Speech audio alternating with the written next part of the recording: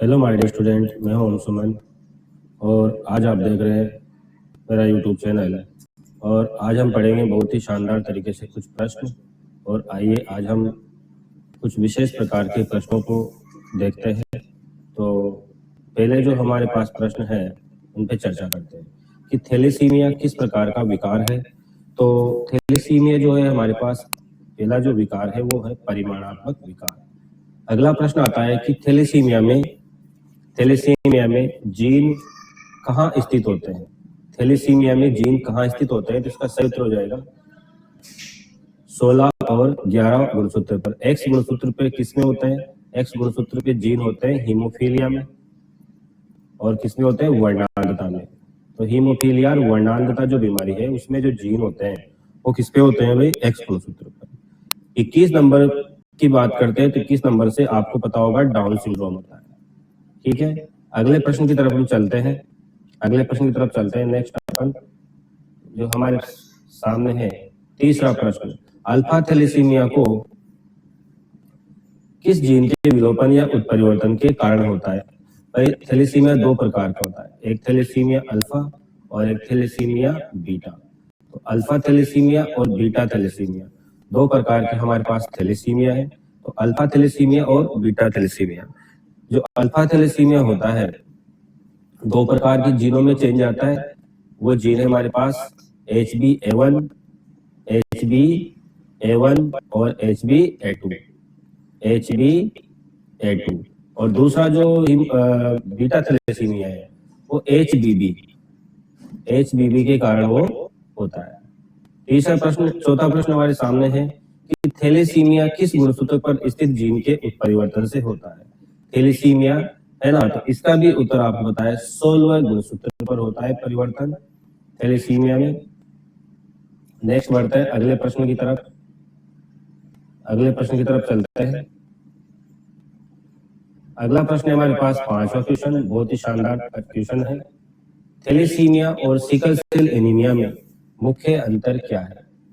तो हमारे पास थैलेसीमिया एक बीमारी है,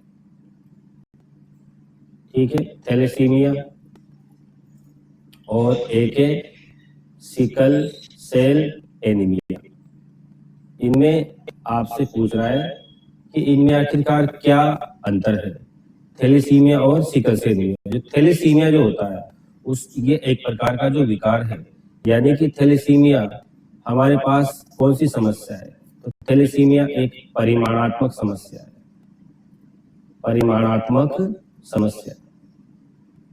ठीक है, परिमाणात्मक समस्या। और ये जो सिकल सेल एनीमिया ये गुणात्मक प्रॉब्लम है, यानी गुण बदल जाते हैं।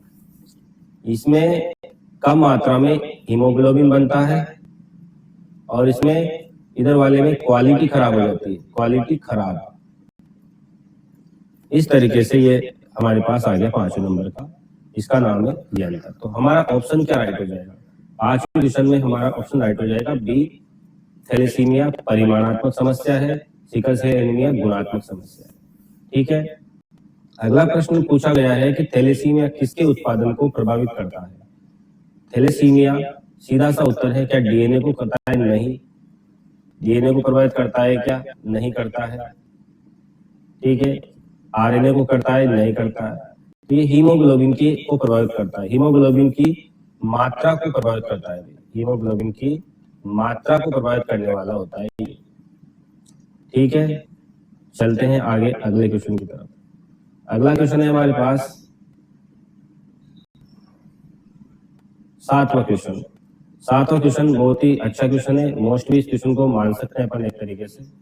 तो डाउन सिंड्रोम किस क्रोमोसोम की त्रिसूत्रता के कारण होता है? इसको ट्राइसोमी बोलते हैं। क्या बोलते हैं? ट्राइसोमी मतलब 21वां जो क्रोमोसोम होता है, 21वें नंबर की जो जोड़ी होती है, उस 21 नंबर का जोड़ा जो होता है, जैसे कि एक क्रोमोसोम तो पहले से वहां मौजूद है ना, एक और आ जाएगा तो ट्राइसोमी हो जाएगी, एक जोड़े में एक क्रोमोसोम बढ़ जाएगा, यानी कि ये इसका उत्तर हो जाएगा 21। डाउन सिंड्रोम का वर्णन सबसे पहले किसने किया था? तो वैज्ञानिक का नाम है लैंगडम डाउन। ठीक है, नेक्स्ट क्वेश्चन है हमारे पास 9वां क्वेश्चन, ये भी बहुत अच्छा क्वेश्चन है। क्लाइनफेल्टर सिंड्रोम की क्रोमोसोम में संरचना कौन सी है? Klinefelter syndrome, question number 9। तो क्लाइनफेल्टर सिंड्रोम में क्या होता है? बीमारी है ये क्लाइनफेल्टर, ठीक है। क्लाइनफेल्टर सिंड्रोम के बारे में हम बात कर रहे हैं। तो क्लाइनफेल्टर सिंड्रोम में जो हमारा उत्तर हो जाएगा वो हो जाएगा हमारे पास 47 क्रोमोसोम हो जाते हैं। कितने हो जाते हैं? 47 क्रोमोसोम हो जाते हैं। और 47 क्रोमोसोम मतलब एक्स और वाई, ठीक है। ये वाली कंडीशन हो जाती है, यानी कि जो फीमेल होती है उसमें एक क्रोमोसोम बढ़ जाता है। इसी तरह से टर्नर सिंड्रोम की बात करें, टर्नर सिंड्रोम में क्या होता है? क्रोमोसोमों की संख्या कितनी होती है? टर्न हो जाते हैं, कम हो जाते हैं। महिलाओं में एक क्रोमोसोम कम होता है, महिला में एक क्रोमोसोम कम होता है, एक्स होना चाहिए लेकिन वो कम हो जाता है। ऐसी महिलाएं बांझ होती है। अगला प्रश्न, टर्नर सिंड्रोम वाले व्यक्ति की विशेषता क्या है? क्वेश्चन नंबर 12 है ना। टर्नर सिंड्रोम की विशेषता क्या है? बांझ पुरुष व स्त्रीवत लक्षण, सॉरी ऊपर वाला। टर्नर सिंड्रोम में प्रभावित व्यक्ति होता है। टर्नर सिंड्रोम ये पूछ रहा है कि किस में होता है? तो टर्नर सिंड्रोम स्त्रियों में होता है।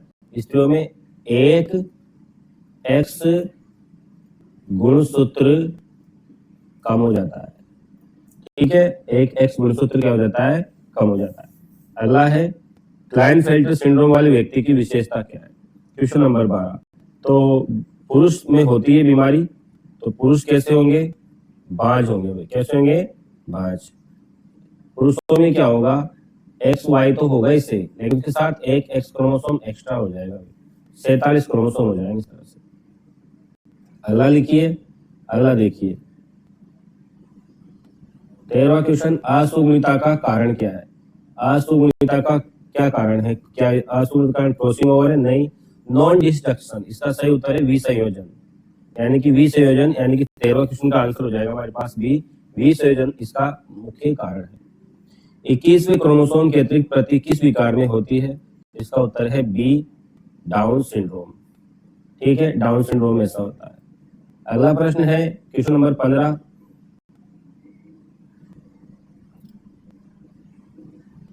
क्वेश्चन नंबर 15 की X0 संरचना किस सिंड्रोम की विशेषता है? तो X0 संरचना कौन से सिंड्रोम की विशेषता है? क्वेश्चन नंबर 15 है, तो 15 का आंसर हो जाएगा हमारे पास सी। तो X0 किसमें होता है? X0 टर्नर सिंड्रोम में होता है। किसमें होता है? टर्नर सिंड्रोम में। तो X0 वाली अवस्था टर्नर सिंड्रोम, X0 वाली अवस्था टर्नर सिंड्रोम होती है। डाउन सिंड्रोम 21वें में एक अधिक हो जाएगा, क्लाइनफेल्टर में 47 हो जाएंगे। बहुगुणिता सामान्यतः कहाँ पाई जाती है? बहुगुणिता सामान्यतः कहाँ पाई जाती है? तो बहुगुणिता सामान्यतः मानव में पाई जाती है कि जीवाणु पौधों में? तो बहुगुणिता पाई जाती है पौधों में। बहुत ही इजी प्रश्न था ये, ठीक है, बहुत ही इजी प्रश्न था। अगला प्रश्न है हमारे पास 17वां क्वेश्चन, किसी क्रोमोसोम की पूरी जोड़ी का अभाव कहलाता है? क्रोमोसोम की पूरी जोड़ी की पूरी जोड़ी क्या हो गई? गायब हो गई। इसको क्या बोल सकते हैं? यानी एक जोड़ी बढ़ना, ध्यान देना, है ना। तो इसको नल सोमी बोलते हैं। क्या बोलते हैं? एक जोड़ी का अभाव, एक जोड़ी का अभाव, एक जोड़ी का अभाव होता है, इसको नल सोमी बोलते हैं। ट्राइसोमी का मतलब होता है एक क्रोमोसोम अधिक, एक क्रोमोसोम अधिक। टेट्रासोमी का मतलब होता है एक जोड़ी की अधिकता, एक जोड़ी की अधिकता, एक जोड़ी की अधिकता होती है, इसको बोलते हैं भाई अपन क्या? टेट्रासोमी। मोनोसोमी में एक गुणसूत्र की कमी आ जाती है। तो इस तरीके से किस प्रकार के विकार में रोगी की हथेली पर विशेष पॉमकीज होती है और ये कौन सी बीमारी होती है? तो बहुत अच्छी तरीके से पढ़ा हमने, डाउन सिंड्रोम, 21वां क्रोमोसोम, है ना, इस तरीके से। तो इसका सही उत्तर हो जाएगा बी। अगला क्वेश्चन हमारे पास आता है नेक्स्ट 19वां, कि कौन सा विकार केवल पुरुषों में पाया जाता है? केवल पुरुषों में विकार होता है, उस विकार का नाम बताइए। केवल पुरुषों में, है ना, केवल पुरुषों में होने वाला विकार क्या है? क्या डाउन सिंड्रोम है? क्या क्लाइनफेल्टर सिंड्रोम है? क्या टर्नर सिंड्रोम है? क्या थैलेसीमिया? केवल पुरुषों में होता है, केवल पुरुषों में। तो इसका सही उत्तर क्या हो जाएगा? बी। क्यों बी? क्यों है इसका आंसर सही? इसका बी इसलिए हुआ क्योंकि डाउन सिंड्रोम तो अलिंग गुणसूत्र है, अलिंग गुणसूत्र संबंधित है, तो सभी में होगा। और टर्नर सिंड्रोम जो होता है ये महिलाओं में होता है, फीमेल्स में। थैलेसीमिया भी सभी में होगा, तो केवल पुरुषों में बचा है क्लाइनफेल्टर। पुरुषों में एक एक्स क्रोमोसोम की अधिकता आ जाती है। ठीक है, थैलेसीमिया किस प्रकार का वंशानुगत विकार है? थैलेसीमिया लिंग संलग्न है क्या? स्वायत्त क्रोमोसोम संलग्न प्रभावी, स्वायत्त क्रोमोसोम संलग्न प्रभावी या माइटोकॉन्ड्रियल?